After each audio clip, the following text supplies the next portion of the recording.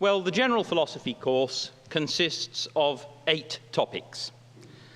And those topics are all pretty central in epistemology and metaphysics. Epistemology, the theory of knowledge, what can we know, how can we know it? Metaphysics, what is the nature of things? More importantly, in a way, general philosophy illustrates to you how philosophy is done. So the importance isn't just the particular topics, it's understanding the discipline of philosophy, how it works, the sorts of considerations that are brought to bear in discussing these topics, and so forth. It makes you a better philosopher thinking about these topics.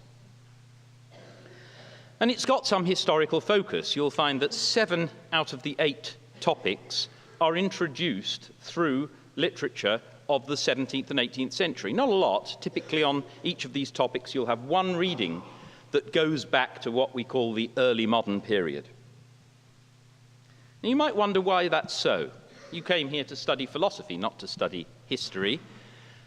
Why should you be interested in what happened 200 or 300 years ago?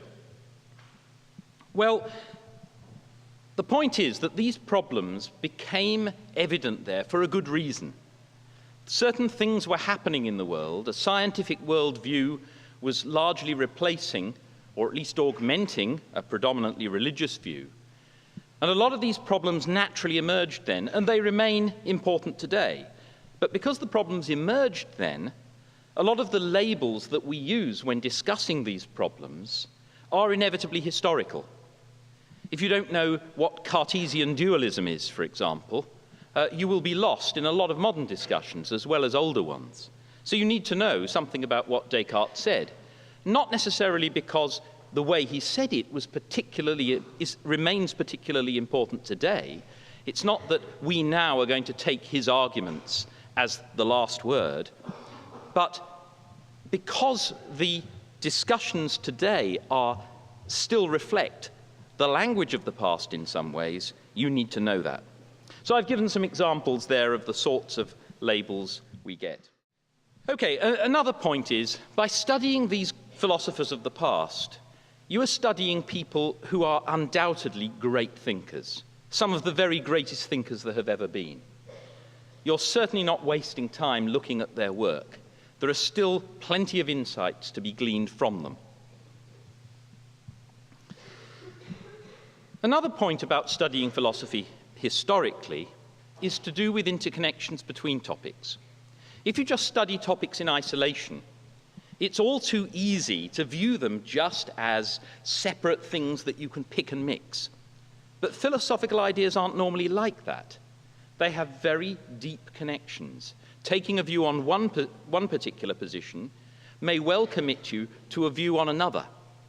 Now, one of the great ways of seeing that is to see the interplay between these ideas in historical figures, to see one great figure arguing against another and understanding how one view impacts on a different one.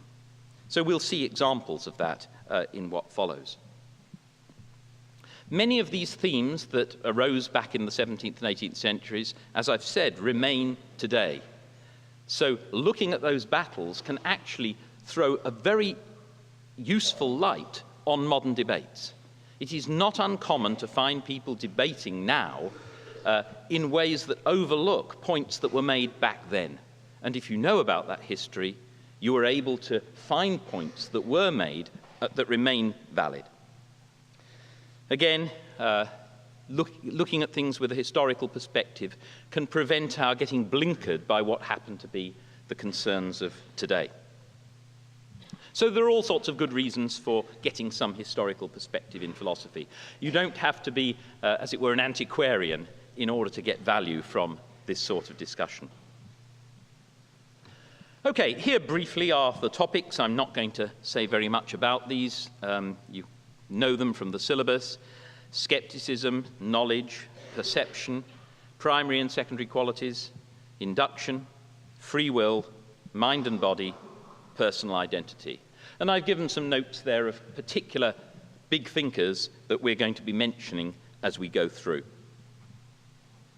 So in this lecture and the next, I'm basically focusing on an historical perspective, which I hope will enable you to see how all these different topics tie together, why they arose when they did, why they were so important, and why many of them remain important. In subsequent lectures, I'll be looking in detail at each of those topics in turn.